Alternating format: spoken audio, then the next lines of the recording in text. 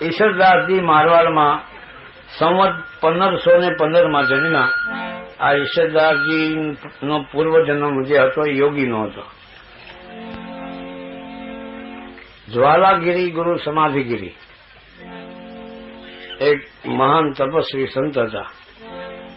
અને અહીંયા મારવાડમાં રાઠોડ રાજાઓએ કવિરાજને ગામ દસોની તરીકે બક્ષીસ એક ગામ આપ્યું હતું. એ ગામનું નામ છે ભાદરેશ. બાળમેર પ્રગણામાં છે. ભાદરેશ ગામના જે મુખ્ય જે કવિ હતા એમનું નામ હતું પુણ્યપાળ. પુણ્યપાળના ઉદયરાજ અને ઉદયરાજના સુરાજી અને આશાજી.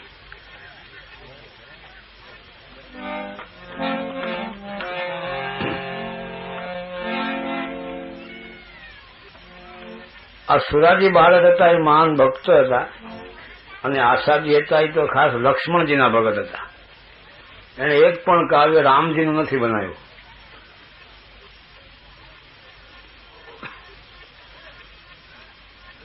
જેટલા દુહા, છંદ, કવિ, સવૈયા બધાએ લક્ષ્મણજીના બનાવ્યા. અને પોતે જીવ્યા ત્યાં સુધી લગ્ન નહીં કર્યા. એમનો એવો ઇતિહાસ છે. અને સુરાજી હતા પોતે ગ્રહસ્થ હતા. પણ એમને કઈ સંતાન નહીં. એના પિતરાય ભાઈ હતા ગુમાનદાન. એનું નામ જ ગુમાનદાન. નામ એવા ગુણ. હંમેશા ઘણા માણસોમાં નામ એવા ગુણ હોય છે. એટલે ગુમાનદાન એકદમ ખર સ્વભાવના માણસ. ન સાધુને માને, ન ધર્મને માને, ન મા બાપને ન માને, બીજાને ક્યાંથી માને. એટલે અવારનવાર સુરાજીને તકલીફ આપ્યા કરતા. એમાં એક વખત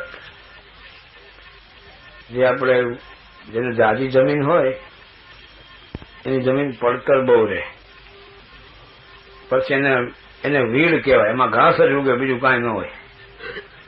એમાં ખાસ સારણ છે કે ઠકરાય છે કે બાવા છે, એની જમીન તો ખાસ જોવા જેવી હોય. લગભગ બોવડી જ ઉભી હોય. એમાં જોઈને ખબર પડી જાય કે આ ત્રણમાંથી એકની હશે. એટલે વીડ વઢાવવા માટે મજૂર કરે. મજૂરને એવો નિયમ હતો ત્યાંનો કે મજૂર જે માણસ જે કરે એના તરફથી બધાને જમવાનું હોય. જેટલા મજૂર હોય 50, 60, 70 બધાનું જમવાનું એ વીડવાળા તરફથી હોય. એટલે બ્રાહ્મણને બોલાવીને રસોઈ બનાવે. આમ સુરાજીએ પોતાનું વીડ વઢાવવા માટે 70 મજૂર કર્યા, મુલે દાળિયા. અને એક બ્રાહ્મણ, 2 બ્રાહ્મણોને બોલાવીને કે આના માટે રસોઈ બનાવવાની. રસોઈ 70 માણસની બની. વહેલી સવારે 4 વાગે શરૂઆત કરી દીધેલી રસોઈ બનાવવાની. અને આ બાજુ ગુમાનદાન સવારમાં ઘોડા ઉપર ચડી નીકળ્યા. અને ગામના પાદરમાં મજૂરો બધા ભેગા થતા હતા. હજી પૂરા ભેગા નતા થયા. ત્યાં કીધેલા ક્યાં જાવ છો? કે સુરા બાપુને વીડે જાય છે. તો ત્યાં જ જાઓ, મારે વીડે જાઓ. કે પણ અમને નક્કી કર્યું છે, અમારા માટે બધી વ્યવસ્થા કરી છે. તો કે જાઓ છો કે નહીં, ગામમાં રહેવું છે કે નહીં? એટલે બોલો, આનું નામ ગુમાનદાન. એટલે બિચારાને સુરાજી બાળક તરફ ભાવ હોવા છતાંય લાચારીથી ઓલાને વીડે જવું પડ્યું ગુમાનદાનભાઈના. એ તો ઠીક, હવે આ રસોઈ બનાવી ક્યાં નાખવી? સુરાજીએ રસોઈ બનાવી હતી. એ રસોઈની વ્યવસ્થા શું કરવી? આશાજી નાના ભાઈ હતા સુરાજીને. એને આવીને કીધું ગુમાનદાનભાઈ આપણા મજૂર બધા લઈ ગયા ધમકી દઈને. તો કે જેવી હરીની ઈચ્છા હોય. હવે આવે નાની બાબતમાં કઈ ઝઘડા કરાય ભાઈઓમાં. પણ કે આ રસોઈનું શું? હવે રસોઈનું શું? હવે વાટ જોવો, કોઈ અતિથિ આવે તો અતિથિ એટલા બધા ક્યાંથી આવે? 1-2 અતિથિ આવે. એટલી 5-10 મિનિટ થઈ છે ત્યાં તો એક માણસ આવીને કીધું કે આપણા ગામના પાદરમાં એક સાધુઓની જમાત આવી છે. સુરાજીને તો એમ શું જાણે મારી અંતરની અરજી ભગવાને સાંભળી હશે કે શું કયો છો? કે હા, 70-75 જેટલા મહાત્મા છે. સુરાજી તો પગમાં કાંઈ પેડા વગર ઉઘાડે પગે દોડીને નદી કિનારે મોટો જબરદસ્ત વડનું ઝાડ હતું, ત્યાં જમાત પડી હતી. ત્યાં જઈને મોટા એના મહંત હતા જ્વાલાગીરી, એને નમસ્કાર કર્યા. બાપુ નમો નારાયણ, નમો નારાયણ, આવો ભાઈ, કોણ હો તું? તો બાપુ અમે ચારણ છીએ. મારવાડમાં ચારણને બારહટ કે, બારોટ નહીં, बारहट. अच्छा, क्या काम करते हो? कि बापू काम तो आपनी સંતોની, ભગવાનની, ગુરુ મહારાજની, માતાજીની દયાથી કઈ કરવા પણ નથી. રાઠોડ રાજાએ આખું ગામ આપ્યું છે. અચ્છા, તો तुम तो देवी बालक हो કે? હા બાપુ, સહી તો ખરા. ઠીક છે, હું એક આપને અરજ કરવા આવ્યો છું, વિનંતી કરવા. બોલો. આપ અમારી ઝૂંપડી પધારીને પ્રસાદ લ્યો અને મારું આંગણું પવિત્ર કરો. સત્ય ભાવ જોયો, નમ્રતાથી હંમેશા કોઈને આમંત્રણ દો એટલે કોઈ દિવસ ના ન પડે. હુકમ કરો તો મેળ ન ભાઈ. અચ્છા, हम आएंगे. मैं सुरारी थया खुश तो बापू હું માણસ મોકલું તેડવા આવું. કોઈ જરૂરત નહીં, નાનું એવું ગામડું. हम लोग अभी अपनी मर्जी से आ जाएंगे. अच्छा, સુરાજી ગયા પોતાની ડેલીએ. અહીંયા महात्माओं ने हुक्म करो महंत जी कि सब लोग, सब संत महात्माओं तैयार हो जाओ, सब अपने भोजन करने को जाने का है सुराजी बारहट के वहां. तो नदी में पड़ी नाया धोया मंड्या, त्रिपुण दाणवा, શંખ વગાડવા મંડ્યા, ચલમું કોક પીવા મંડ્યા, અલખના નારા મંડ્યા વાગવા, અને ધામે ધૂમે જમાત આવી સુરાજી બારહટની ડેલીએ. જ્યાં આવ્યા હતા તો બધું કમ્પ્લીટ તૈયાર, પંગત પડી ગઈ, આમ તૈયાર બધું રેડી. માણસો ગોઠવી દીધા હાથ ધોવડાવવા માટે. બધા મંડ્યા હાથ ધોવડાવવા, સંતોને હાથ ધોવડાવી બેસાડી દો. બધા મહાત્મા બેસી ગયા. महंती હતા, એને તો બધો વિચાર હોય ને ભાઈ. મેં કીધું કે દેખો ભાઈ, हम नहीं बैठेंगे. સુરાજી બારહટ ને कि કેમ बापू, कहीं हमारी गलती से अविवेक थे? कहीं अविवेक की तो बात नहीं है, लेकिन बात यह है कि आपने अभी 15-20 मिनट हुआ, आधा घंटा पहले तो हमको निमंत्रण दिया. अच्छा, तो हमने स्वीकार कर लिया निमंत्रण का, और उसी समय आप गए और 10-15 मिनट में हम लोग यहाँ आए. इतने समय के दरमियान ये सब भोजन कैसे तैयार हो गया? आटली वाરમાં ભોજન તૈયાર કેમ થઈ ગયું? તો બાપુ, એ અમારા સંસારીના ઝઘડા અમે આપને જોવાનું નથી. અમારા સંસારમાં એવું બધું હાલ્યા કરે એટલે આને વધારે જિજ્ઞાસા હતી, શું છે, ક્યાં વાત છે? તો બાપુ, અમારા પિતરાય ભાઈ છે રામદાનજી, એના દીકરા ગુમાનદાન ભાઈ છે, અને અમારે એવો નિયમ છે, અહીંયા વીડ જે વઢાવે ઘાસ, એના તરફથી બધા મજૂરોને જમવાનું હોય. એના માટે રસોઈ અમે બનાવી હતી બાપુ, પણ મુલઈને બધા મજૂરોને અમારા ગુમાનદાનભાઈ લઈ ગયા દબાવીને જોડાવાળી રસોઈ. આ બાપુ જો આ રીતે રસોઈ થઈ છે. સંતનું હૃદય હંમેશા દયાળુ હોય કે તો ગુમાનદાન કો મેં સમજાવું, તો બાપુ એને સમજાવવા જેવું કઈ છે નહીં, એ સમજેલો છે. પણ વખતે ન કરે ના, એના આપનું અપમાન થાય તો બહુ દુઃખ થાય. कोई बात नहीं, हमारे साधु को क्या मान क्या अपमान, हमारा तो फर्ज है, हम बजाएंगे. બધા હરિહર કરી જમી. महात्माओं ने कहा तुम लोग आसन पे जाओ, मैं अभी आता हूँ. पूछो गुमानदान कहाँ रहता है? तो कोई बतायो ये सामने जो डेली है ने वो गुमानदान. એટલે ગુમાનદાન ભાઈ ના મિત્રો સાથે બેઠા ને ચોપાટ હાલે, કસુંબા ચાલુ, અને પછી વૈખરી વાણી ચાલુ, જમાવટ હતી. ત્યાં ગુમાનદાન આવીને बैठा था, ત્યાં महात्मा पधार्या. अरे भाई, यहाँ गुमानदान करके कौन है? क्या हम જોયું મૂછ માથા. હું છે બાબા? બોલ, મારું નામ ગુમાનદાન, તમારે શું તારે કામ છે? ખાવું છે? भाई खाना तो है नहीं, कुछ कहना है. કહેવું હું હોય? ટિકિટ ભાડું દઈશ? તો કે ભાઈ ટિકિટ ભાડું નથી જોતું, 2 शब्द कहना है तुम्हारे को. हाँ लो बोलो, हूँ कहूँ कि भाई तुम्हारा जो आपका जो ये सुराजी बारहट आपको भाई लगता है, हाँ, तो एनु શું છે कि भाई भाई में आप झगड़ा मत करो और एक दूसरे में भाईचारा से रहो, ईर्ष्या भाव छोड़ दो। ये मनुष्य शरीर बार बार मिलने वाला नहीं है और प्रेम पूर्वक भगवान ने समय दिया है तो प्रेम से रहो, एक दूसरे को उपयोगी बनो। ऐसा ले आ तो ज्ञान देव आयो ले बोल आ ज्ञान ની અહીં કાંઈ જરૂર નથી भाई, तो तारे मलक में मागी खा। भाई हम तो मांग भी सकते हैं, हम तो हमारे को गुरु महाराज ने सोने का खप्पर दिया है, हम तो मांग भी ले, तो हमको इसमें कोई वो नहीं है कि क्यों मांगा, लेकिन तुम्हारी भलाई के लिए मैं कहता हूँ। હવે આવી ભલાઈ અમારે નથી જોતી ભાઈ, તો તારે માગી ખા મલકમાં। અને આ જેનું તે અન્ન ખાધું છે સુરાજીને કે દીકરો નથી તો દીકરો દેતો જાય ને કે એની જમીન જાગીર બધી મને મળશે, ઉપરથી આ મેણો મારે। પછી ભાઈ મહાત્માનો કમાન છટકી, રાજા યોગી અગન જલ તાકી ઉલ્ટી રીત, क्या परशुराम के नमता रही ओછી રાખી પ્રીત। हाँ, એટલે મને બહુ ઓલું કરવાથી ફાયદો ન થાય, પછી મહાત્માનો મિજાજ ગયો। अच्छा तो गुमानदान ये बात है, तुम्हारा जैसा नाम ऐसा ही गुण है तुम्हारे में, तो तुम भी देख लो योगियों का तमाशा कैसा होता है। सुराजी बारहट की जमीन जागीर तुम्हारे को इतना भी नहीं मिलेगा, लेकिन तुम्हारी जमीन जागीर सब इनको जाएगी। હવે ભાઈ જોયા તમારા જેવા તો લંગોટાઓનો પાર નથી અને જમીન જાગીર जाएगी। જઈ તો દીકરો કોઈ કે મારી પાસે ऐसे नहीं लेंगे भाई। देखो ये एक साधु का शब्द है, तुम कान खोल के सुन ले। अब तेरा निर्माण हो चुका है, आज मैं यहाँ से सीधा यहाँ से हिमालय जाके शरीर का त्याग कर दूंगा और अपुत्र सुराज जी की पत्नी के उदर में आए कि मैं जन्म धारण करूंगा और तेरी जमीन मैं लूंगा, जा। ये तब तक ये गांव का पानी हराम है।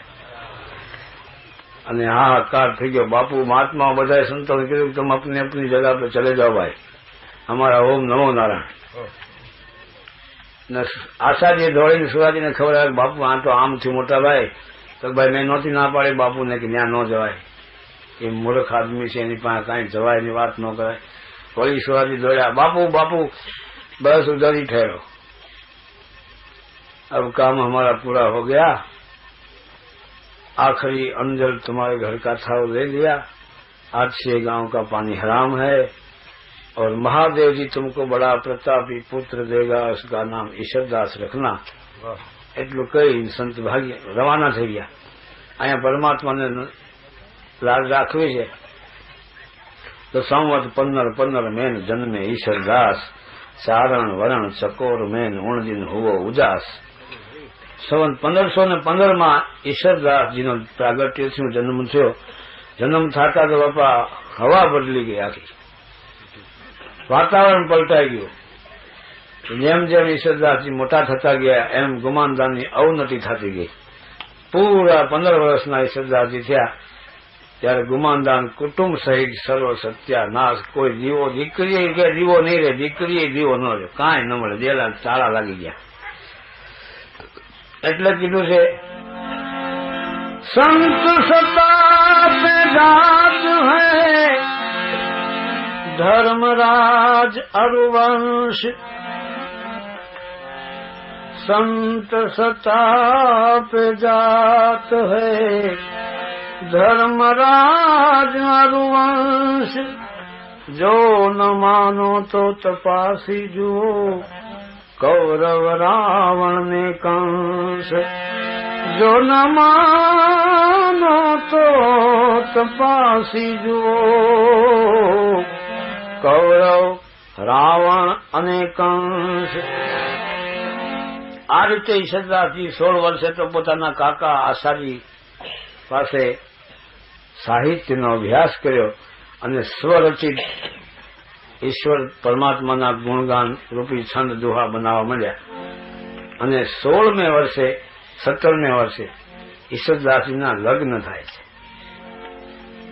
લગ્ન થાય છે એ માતાજીનું નામ છે દેવલ માતા, પણ જોગ માયાનો અવતાર કહેવાય।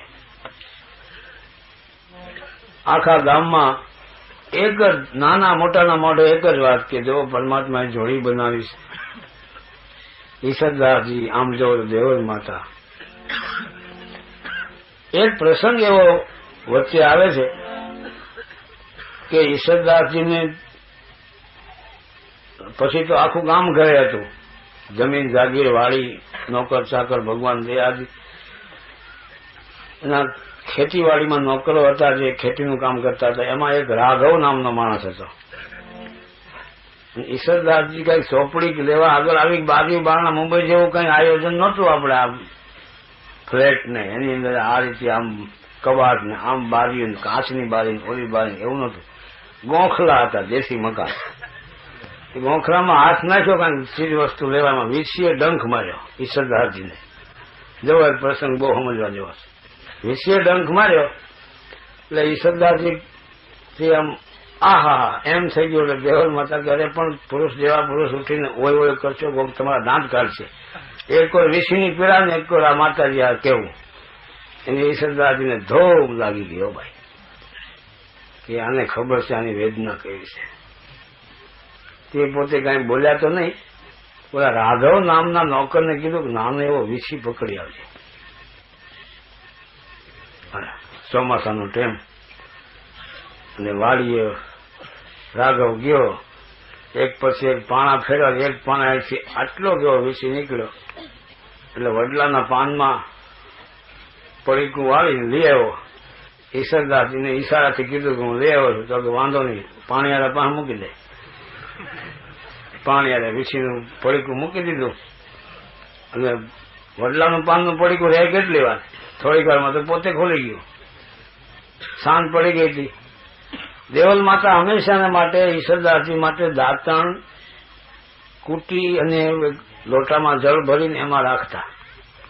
એવો નિયમ હતો. સવારે ઉઠીને પેલા એ કામ કરે, પોતે સૌથી વહેલા ઉઠે, સ્નાન ધ્યાન કરી પૂજા ઇત્યાદિ કરી ત્યાર પછી ઈશ્વરદાસ જાગે. પોતે દાંતણ પાણી કરી લીધું, સ્નાન કર્યું, નિત્ય કર્મ કરી અને કઈ ગાયું ભેંસોનું કામ કરવા જતા ત્યાં ઈશ્વરદાસજી આમ પડખું ફર્યા તો જાણ્યું કે હવે ઈશ્વરદાસજી જાગવાના છે. દાંતણ લેવા ગોલા ઢાંકણા પાછળ હાથ નાખ્યો. હાથ નાખતા વિશે ફટકાર્યો. વિશે રામ એટલું બોલ્યા પણ આખા શરીરમાં અશ્રુ પસીનાના બિંદુ આવી ગયા. તાંબા જેવું શરીર લાલ ચોળ થઈ ગયું. રામ કીધું ઈશ્વરદાસજી કે અરે પણ એમાં શું થઈ ગયું, વેચીમાં શું? આમ એ તો માતાજી સમજી ગયા. અચ્છા તો આપના શુભ કામ છે આ બધા. તો મેં તો આમ જ કીધું છે, બીજું ઓય ઓય નથી કર્યું. પણ આ મસ્કરી પડશે તમને મોંઘી.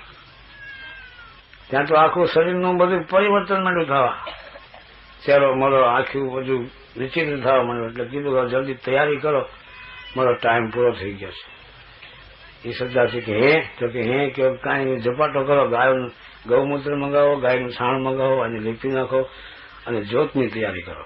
હે કરો માં મોડું થાય છે. એ ભાઈ રીતે બધી વિધિ કરી અને માતાજી સુઈ ગયા. અને છેલ્લે એટલું બોલ્યા કે પ્રભુ આપની જે કાંઈ મારે સેવા કરવી જોઈએ એ સેવા હું પૂરી કરી શકી નથી અને અધવચ્ચેથી મને તેડા આવ્યા છે. માટે હું બીજો જન્મ હાલારમાં લઈશ, તમે મને ઓળખી લેજો. અને રામ કહેતા શરીર છૂટી ગયો, જીવાત્મા નીકળી ગયો. ગામમાં હાહાકાર થઈ ગયો. ઈશ્વરદાસજી તો પાગલ જેવા થઈ ગયા, મંડ્યા માથા પસાડવા. પછી શું થાય? ખાય નહીં પીએ નહીં, ખૂબ અતિ આઘાત લાગ્યો. તો કોઈ ડાયા પુરુષોએ કીધું કે તમે આવા મહાન પુરુષ ઉઠીને તો ભાઈ બીજું તો કાંઈ નહીં, જાવું છે બધાને, એમાં કોઈ શંકા નથી, પણ આ જવામાં નિમિત્ત હું બન્યો એટલું દુઃખ થાય છે. આ વાતને 8-10 વર્ષ નીકળી ગયા. ત્યારે એક દિવસનો સમય છે, સવારનો પહોર છે. આશાજી બેઠા બેઠા દાંતણ કરે છે. આશાજી ઈશ્વરદાસજીના કાકા. ત્યાં એક 3.5 ફૂટની મૂર્તિ મહાત્માની અખંડ વિભૂતિ લગાવી છે. એક હાથમાં કમંડળ, એક હાથમાં ચીપીઓ, પીંગળી જટા છે, ઘૂંટી સુધી લાંબી છે, ખાલી એક કોપીન ઉપર છે, કોઈ વસ્ત્ર નથી બીજું. આવીને પૂછે છે, યહાં કોઈ આશાજી બારહટ રહેતા હૈ? આશાજી દાંતણ કરતા કરતા પેલા તો કઈ જવાબ નહીં આપ્યો. બીજી વાર પૂછ્યું, અરે ભાઈ યહાં આશાજી બારહટ કોઈ રહેતા હૈ? આમ જોયું તાહી આંખે. શું કામ છે? कि मेरी इच्छा है उनको मिलना है. तो कि आ शरीर નું નામ आशादी से आपने શું काम से? अच्छा तो आप खुद आशादी है कि? हाँ बोलो. मैंने सुना है आपने लक्ष्मण जी के छंद बहुत अच्छे बनाए हैं, तो जरा सुनने की इच्छा है. अरे महाराज हजी तो उठ्या सी, दांतण मोढाમાં છે, છંદ અટાણમાં આવે, છંદ આવે. કઈ કહું બાપા નથી કઈ કાંઈ પણ એ મોઢામાં દાંતણ છે એમ તો વિચાર કરતા હો કે અરે એક તો સુના દો. અટાણે અવકાશ નથી, તમારી ઈચ્છા હોય તો સાંજે આવજો. ઈશ્વરદાસજી બાજુમાં ઉભા તેને કીધું કે મહારાજ શ્રી, મારા કાકાના બનાવેલા છંદ દુહા મને આવડે છે, આપ કહો તો હું સંભળાવી દઉં. અચ્છા તમે સુના દો. એક છંદ, બીજો છંદ, ત્રીજો છંદ, જ્યાં શરૂઆત કરી જ્યાં સંત ઉભા હતા મહાત્મા, અહીંયા ઉભા હતા ત્યાંથી જ અલોપ થઈ ગયા, અદ્રશ્ય. આશાજીની આંખું ફાટી ગઈ. અરે હર, આ શું થયું?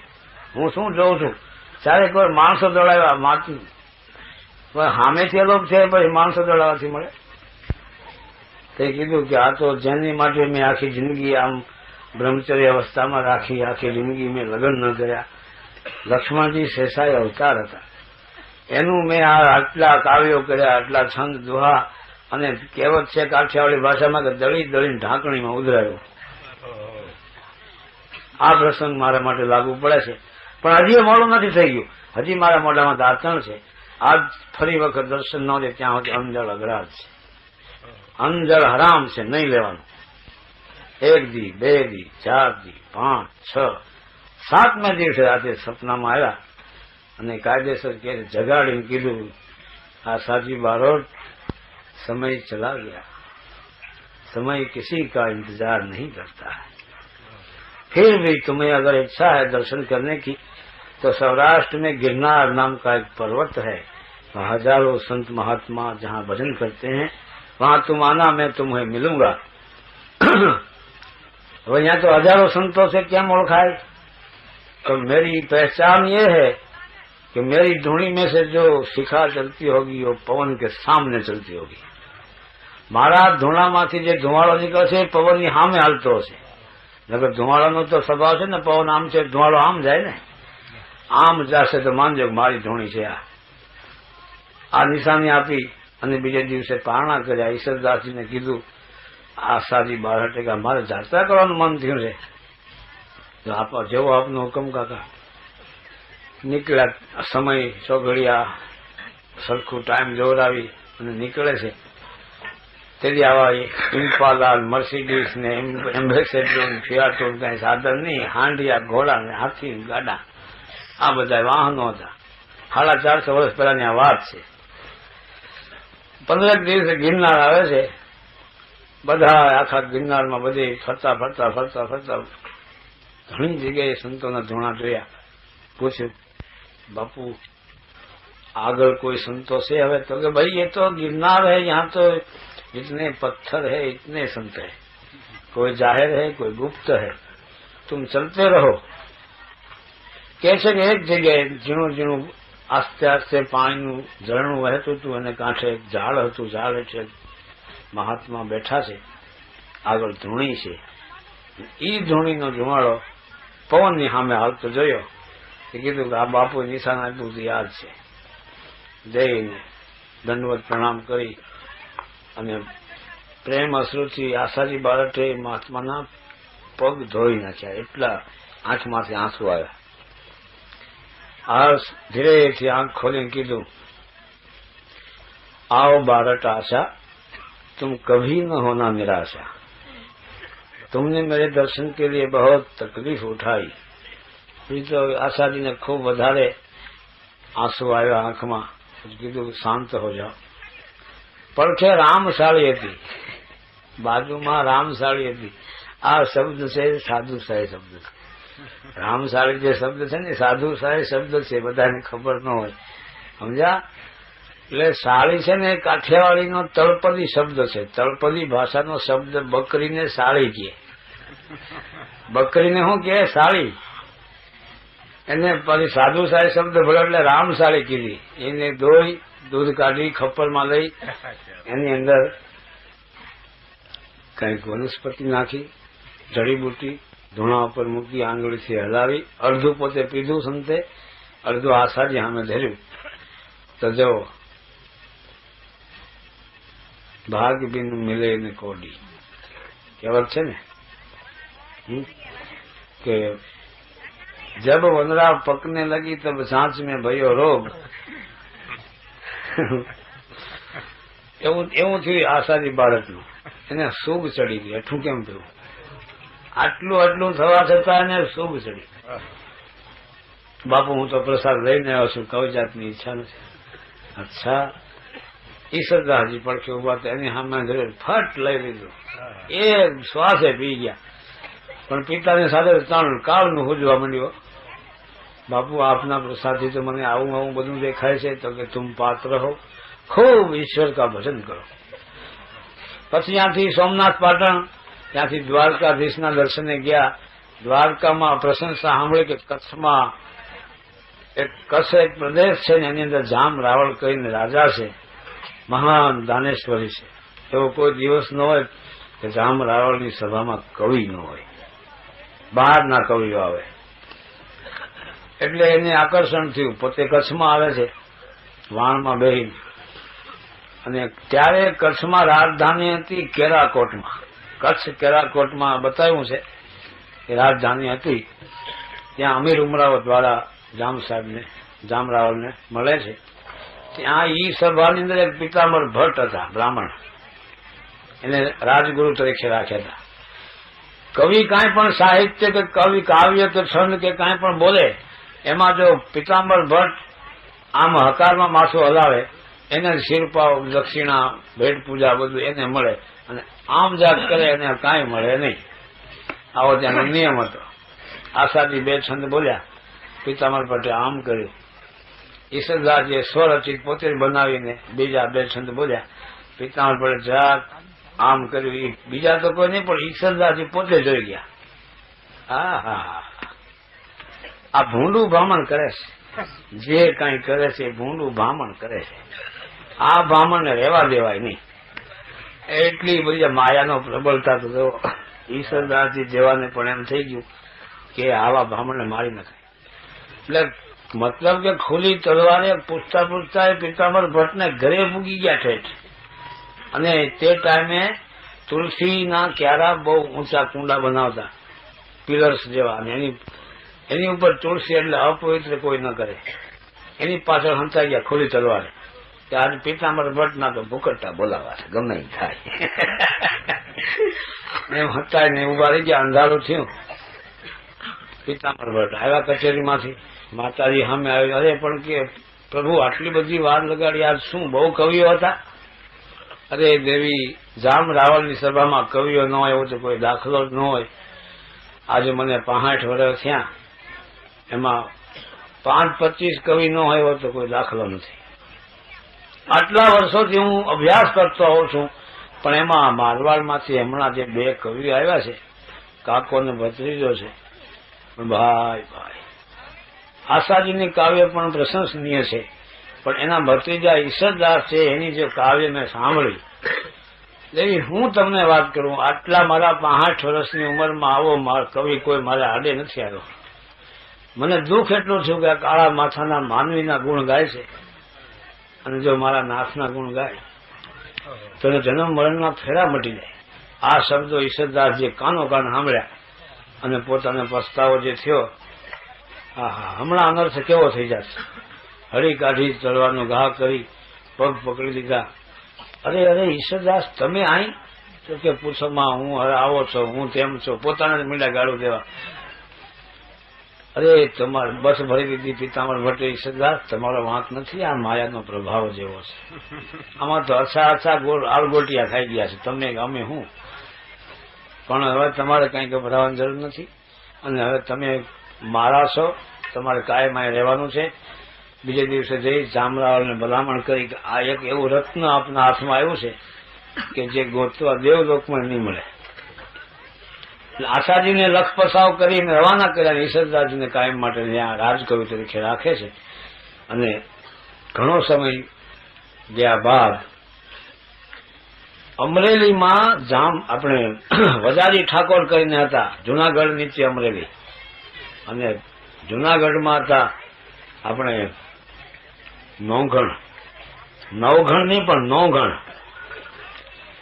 અને નોંઘણની કચેરીમાં જઈને એક માણસે કીધું કે આપનું આટલું મોટું રાજ છે, આટલા સાધનો છે, પણ એમાં વજારી પાસે જે ઘોડી છે એવી ઘોડી તો તમારા કોઈ તાલુકામાં ડિસ્ટ્રિક્ટમાં નથી.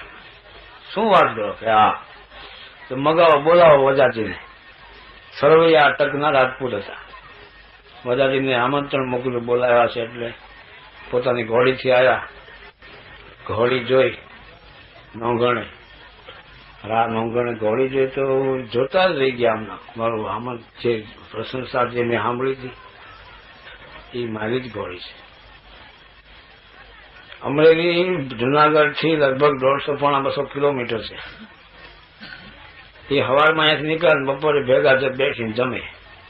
આની હાલવાની ગતિ કેટલી હશે.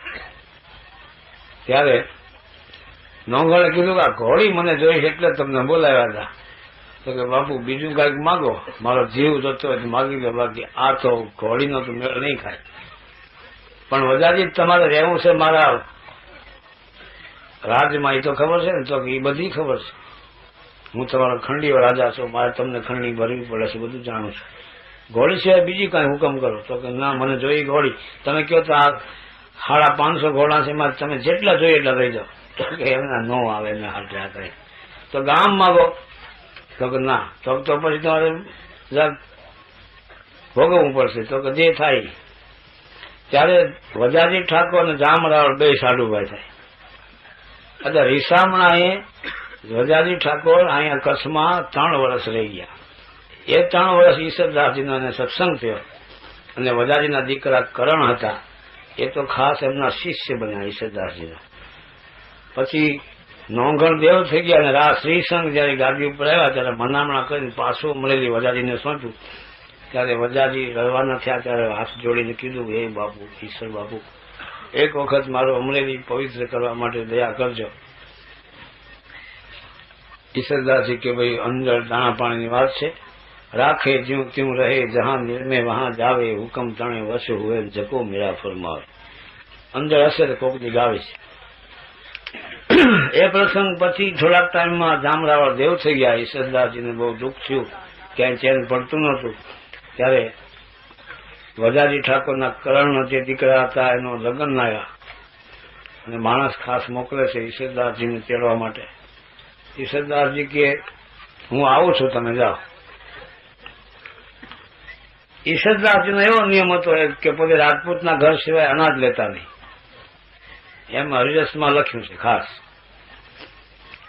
અને અમરેલી જવા માટે નીકળે છે ત્યારે દિવસ આથમે ત્યાં પોતે રોકાઈ જવાનું અને સવારે ત્યાંથી રવાના થવાનું. એમાં અમરેલી પાસે નજીક જતા એક ગામ આવે છે, ગામનું નામ નથી, પણ એની બાજુમાં વેણુ નામની નદી છે, એ નામ આપ્યું છે. એ નદી કાંઠે ગામ છે. ત્યાં જે પોતે પહોંચ્યા એ ગામમાં, ત્યાં નારાયણ અસ્ત થવાની બિલકુલ અણી ઉપર હતા, તૈયારી. એટલે છોકરાઓ રમતાને પૂછ્યું કે આ ગામમાં કોઈ રાજપૂત છે? છોકરાઓ હતા મસ્કરા કે હા, કે રાજપૂત કેમ ન હોય, ગામ હોય ત્યાં. તો મારે રાત રોકાવું એટલે પૂછું છું કે અહીંયા છે ને સાંગો ગોળ શાખનો અસલ રાજપૂત છે કે સાંગાને અડધા પડાળ નળિયા ન મળે. મકાન એવું હતું, અડધા પડાળ માંથી નળિયું ન મળે, વાહડા દેખાય. અને એના બાપાનું નામ હતું વેરાજી. એ વેરાજીને અફીણનું બંધારણ, અફીણના બંધારણમાં આ જમીન બધું જાગીર બધું વેચી નાખેલું, કાંઈ ન મળે. ગામના છોકરાઓ આ ઘર બતાવ્યું, ત્યાં ગયા. સાંગોજી છે, એ સાંગોજી નીકળ્યા બહાર. સાંગાજીનું ઘર આ તો આ બાપુ આ રામની ઝૂંપડી છે. તમે પોતે સાંગોજી કે? હા. આપ? તો કે હું તો જાત્રાએ નીકળ્યો છું. આપનું શુભ નામ? તો મને ઈશ્વરદાસજીથી બધા ઓળખે છે. નામ તો ગાજતું તું બધે. ઈશ્વરદાસ બાપુ આપ પોતે? તો કે આ શરીરનું નામ છે. ઓહો, ધન ઘડી ધન ભાગ. તમે મને રાજપૂત બનાવ્યો.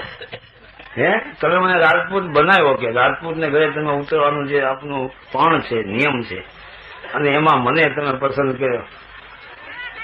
ધન્ય ભાગ મારા. ગરમ પાણી કરી દીધું, હાથ પગ ધોવડાયા, સ્નાન કરાવ્યું, રાતે હરિહર ભેગા કર્યા, આરામ કર્યા. રજા સવારે માગી, રજા કે ન દો? હે, તો રજા કેમ દઉં બાપુ? કે મારે અમરેલી જવું છે, છૂટક્યો નથી. તો એ તો વાત હું સમજુ છું, આપને જવું છે, પણ એક પ્રાચીન કાળથી એક પ્રણાલિકા હારી આવે છે કે કવિરાજ કદાચ હાથીની અંબાડી માથે બેઠા હોય અને રાજપૂત ભલે 2 રૂપિયાનું મૂલ કરીને આવતો હોય તો રાજપૂત એને હવા રૂપિયો દે તો ઉપરથી એને હાથ લંબાવવો પડે અને દેવું પડે રાજપૂતને. એમાં છૂટક્યો જ ન થાય કાંઈ. એ નિયમ અનુસાર આપને જે મારે વિદાય આપી, ભેટ પૂજા મારે કાંઈ ને કાંઈ આપને આપવી જ જોઈએ, એવો અમારો આદિ અનાદિથી નિયમ હાલ્યો આવે છે. અને આજ આપને આપવા માટે મારી પાસે કાંઈ નથી. એમ નથી, માતાજીની દયા છે, બધું છે, આમ આપને કોઈ કમી નથી. હું માનું ને જે મારે વિદાય આપી, ભેટ પૂજા મારે કાંઈ ને કાંઈ આપને આપવી જ જોઈએ, એવો અમારો આદિ અનાદિથી નિયમ હાલ્યો આવે છે. અને આજ આપને આપવા માટે મારી પાસે કાંઈ નથી. આ શબ્દ ઈશ્વરદાસજીની આંખમાં પાણી આવ્યા. શું બોલો છો તમે સાંગાજી? એમ નથી, માતાજીની દયા છે, બધું છે, આમ આપને કોઈ કમી નથી. હું માનું છું. આ એક નિયમની હું વાત કરું છું. આ નિયમ છે. શું આપને મારે અર્પણ કરીને તમને વિદાય કરી? કાંઈ જરૂર નથી. ઈશ્વરદાસજી કે અરે પણ જરૂર નથી તો હું સમજુ છું. અમારા જ્યાં 500 ને આપ પાળો એમ છો. એ પ્રણાલિકાની વાત છે, નિયમની વાત છે. નિયમમાં જે જોતું હોય એમાં હાલે જ નહીં. પણ એક વસ્તુ છે બાપુ, જો આપ મારી ઉપર દયા કરો અને વળતા જો આપ મને વચન દો કે હું આવીશ, તો મારે હાથેથી મેં એક કામળો વીણ્યો છે, એની ખાલી કોર બાંધવાની બાકી છે. આપ આવો ત્યાં હું બાંધીને તૈયાર રાખીશ. અને એ ધાબળો આપ કામળો સ્વીકારી અને મને કૃતાર્થ કરો તો રજા દો. ઈશ્વરદાસને ભાવની જરૂર હતી ને, ભલે હું વળતા કામળો લઈશ, બસ ત્યાંથી રવાના થાય છે. અહીંયા અમરેલી જ્યાં પોતે પગ મૂક્યો ત્યાં કાળા વાવટા, બાયુ બહેન ઉપર કાળા કપડા, બધું શું કાર વાતાવરણ. આ શું કોઈ હામું કોઈ જતું નથી, એવો પ્રસંગ બની ગયો છે. એક ભાઈને હાથ પકડીને પૂછ્યું, ભાઈ આ બધું શું છે? તો તમને ખબર નથી ભાઈ? કે ના, અમે તો બહારથી આવી, ક્યાંથી ખબર? તો કે જે વજાજી ઠાકોરના કુંવર હતા, કરણ એનું નામ હતું, એના લગ્ન હતા, એને રાતે સર્પદંશથી દેવલોક પામ્યો. હે, હા, આ બનાવ બની ગયો બાપુ. આમ જવો ને વાતાવરણ બધું. હમણાં એની પાલખી નીકળશે કે શમશાન યાત્રા. હાહાકાર મચી ગયો છે. વજાજી ઠાકોર બેસોર સ્થિતિમાં પડ્યા છે. અને થોડીક વાર થઈ ત્યાં હકીકતે પાલખી નીકળી. ઈશ્વરદાસજી આડા ઉભા રહી ગયા.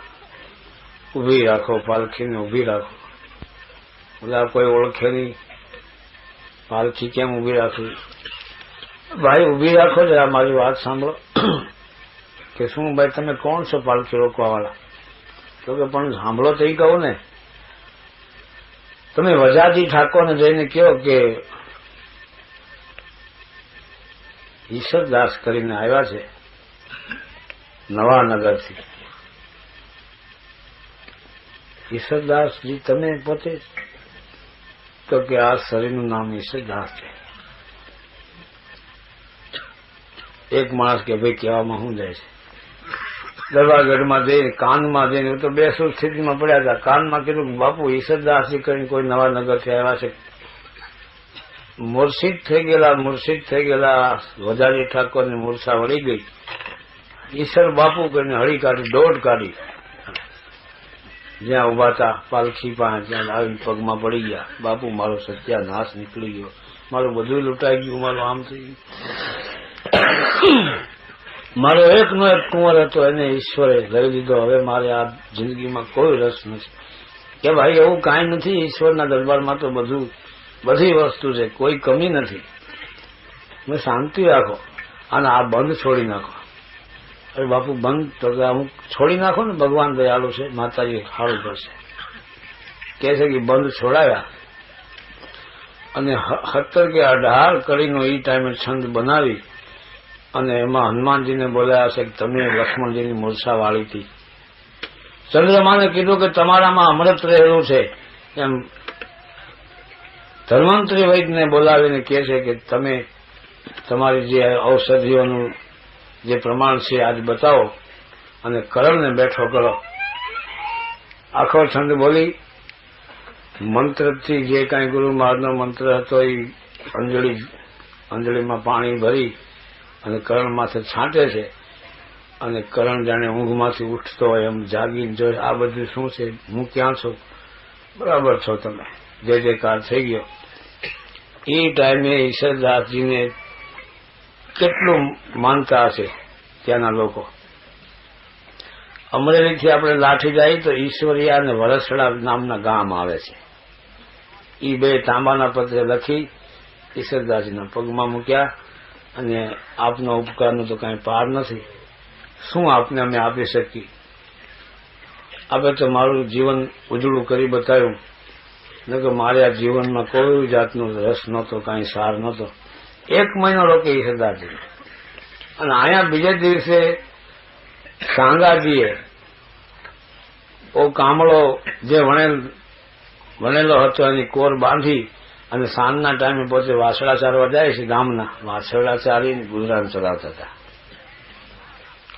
એ ઉપરવાસ ત્યાં બહુ વરસાદ પડ્યો હશે અને વેણુ નામની નદીમાં જ્યાં બીજા ગોવાળિયા હતા 3-4 છોકરા, એ નીકળી ગયા. સાંગોરી જ્યાં અધવચ્ચે આવ્યા ત્યાં તો અહીં સુધી પાણી આવ્યું છાતી ઉપર. ઘણી કોશિશ કરી નીકળવા માટે, અને જાણ્યું કે આ પાણી એ પગની હેઠેથી જે આટાર હોય ને રેતી એ મંડી નીકળવા પગ હેઠથી, જ્યાં પગ મૂકે ત્યાં છોકરાઓને કીધું કે ઈશ્વર બાપા હતા મારો કામળો તૈયાર રાખ્યો છે, આપી મારા રામ રામ કેજો. એટલું ન કહેવાનું ત્યાં પાણીએ થપાટ મારી અને વાસળા અને સાંગો બધું તણાઈ ગયું. બીજે દિવસે એને 1 મહિનો થઈ ગયો હતો. અને અહીંયા ઈશ્વરદાસજી જ્યાં પાછા વળીને આવે છે ત્યાં છોકરાઓ સામે ઉભા હતા જે મસ્કરા હતા કે બાપુ તમે જેની ત્યાં ગયા હતા ને રાજ રોકાણ હતા ને ઈ ભાઈ તો તણાઈ ગયા, પણ ગામના વાસણા હોત લેતા ગયા. શું કયો છો કે હા.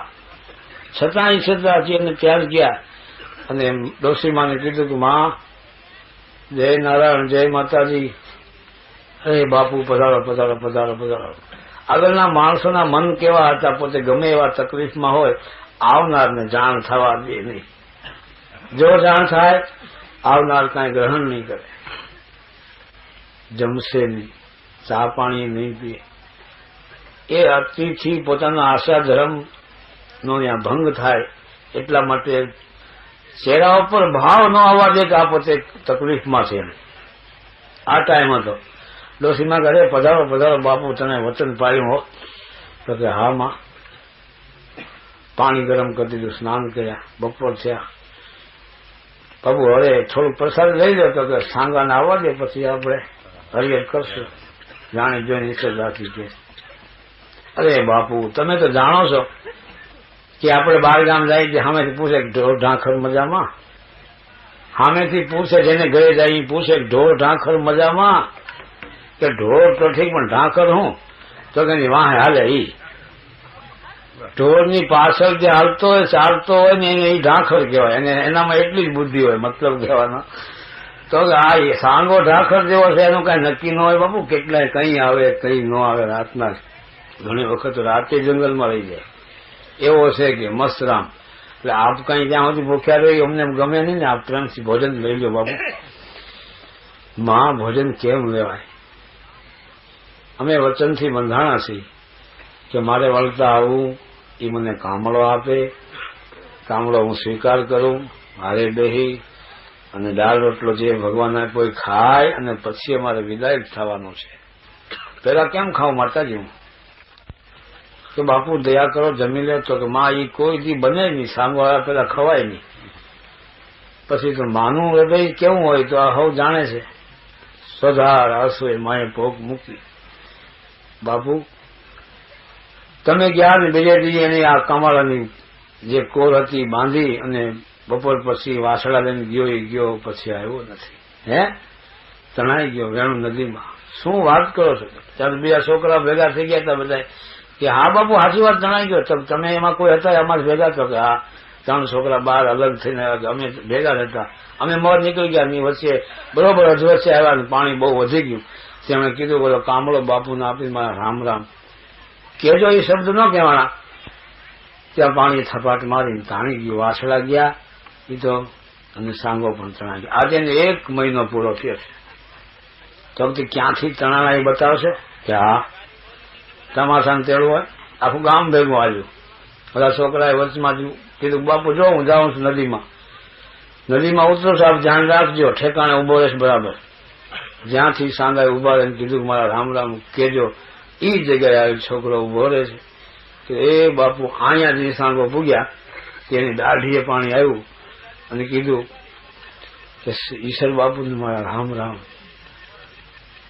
કેજો. એટલા શબ્દ ન બોલી શક્યા, ત્યાં પાણી તાણી ગયું. ઠીક, હવે તું આવતો રહે. અહીં પોતે અંદર ઉતરે છે ઈશ્વરદાસજી. એ જગ્યા ઉપર પગ મૂકી પરમાત્માને પ્રાર્થના કરે છે કે હે પરમાત્મા તમે હજારોના કામ કર્યા છે તો આ એક કામ તમારે કરવાનું છે. તમારા ગુરુના છોકરાને 6 મહિને કેમ લઈ આવ્યા હતા? 6 મહિને કાળના મુખમાંથી લઈ આવ્યા હતા. આ તમારા બાળકો છે જેટલા સંસારમાં છે. અને સાંગાને કે ભલા માણસ તું બોલ્યા પછી ફરી જાશો? વચન આપીને કામળા હાટું મોઢું હંગરી દેશ કે આવો કઈ તારા જેવો બોલીને ફરી જાય તો નારાયણ ઉદય થાય પણ દેખાય નહીં.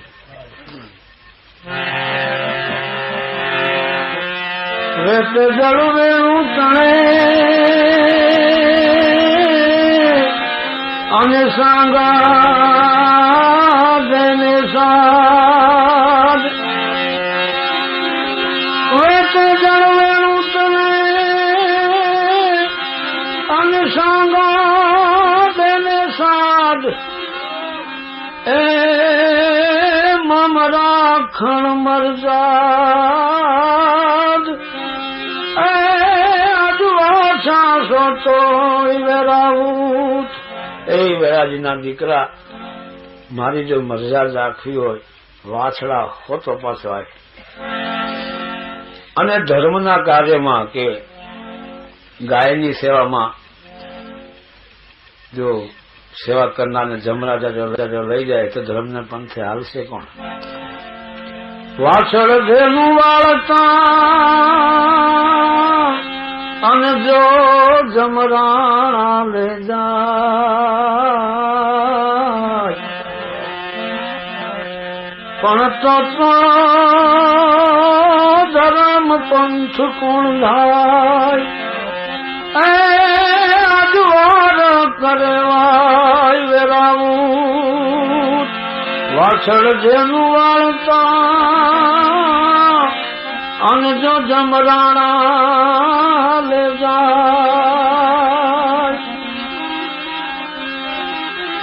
અરે તો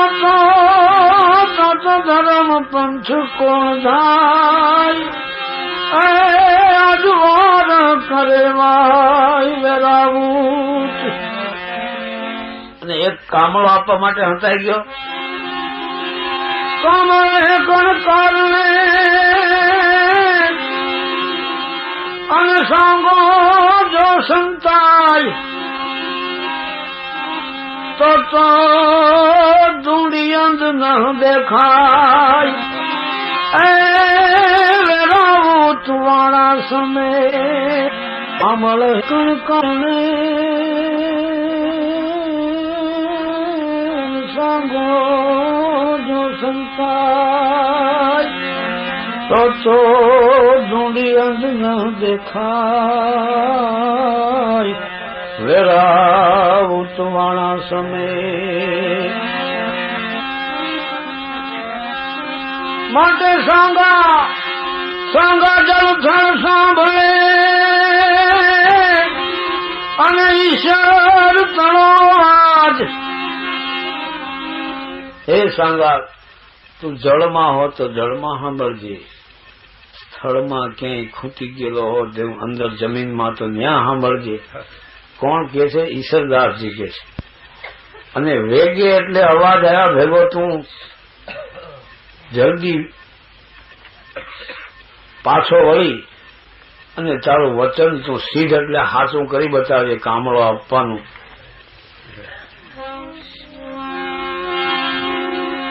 સાંગા જળથળ સાંભળે ઈશ્વર તણો વાત સાંગા જળથળ સાંભળે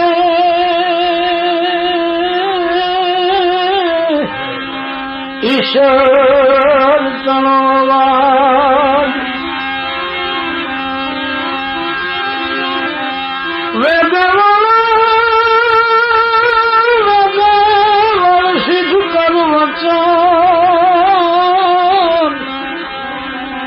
કામળ બગસણ કા છેવટે એક દુહામાં પરમાત્મા શ્રી કૃષ્ણચંદ્રને ઈશ્વરદાસજી કહે છે કે હે પરમાત્મા તમે મારી આરજ સાંભળી અને સાંગાને જ્યાં હોય ત્યાંથી મોકલો સાંગાને એકલાને નહીં વાછડા સહિત એટલે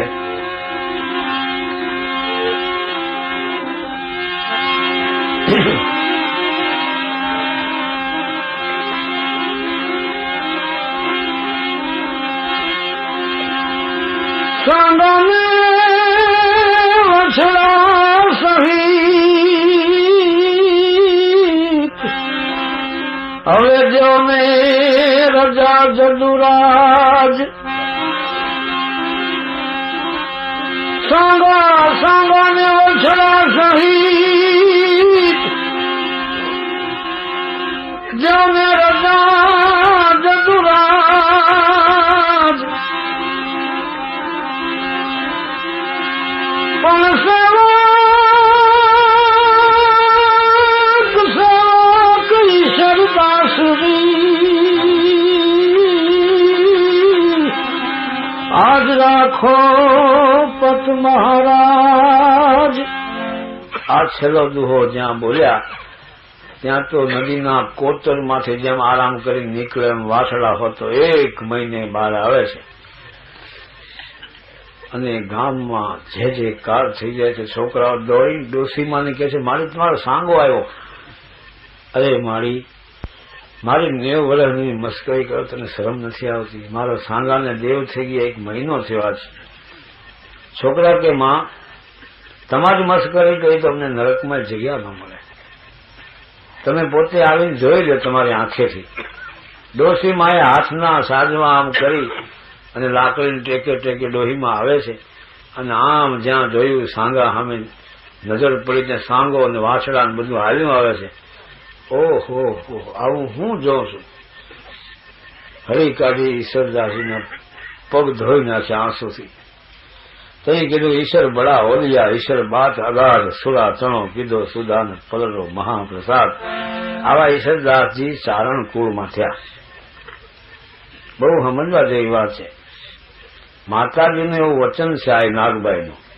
કે ચારણ જો પાબંદીમાં હશે તો એની ભુજાઓ પૂજાશે ચારણ છે ને 4 વર્ણથી 12 વસ્તુ છે બ્રાહ્મણ ક્ષત્રિય વૈશ્ય ને શૂદ્ર 4 વર્ણ મૂળ છે એમાં ચારણ હેમાં ગણવા ચારણ પુરાણોમાં એનો પુરાવો મળે છે વેદોમાં પુરાવા મળે છે પણ ચારણ હોય તો દેવી પુત્ર કહે ને આપણે દારૂની ભઠ્ઠી ઉગાડતા હોય પછી એના કહેવાથી માણસ મળે નહીં હો એનાથી ન મળે નકર માતાજી કીધું કે આ 2-4 વસ્તુ જાળવશે બીજો કાંઈ ગુણ ભલે નહીં હોય તો એની પૂજા થશે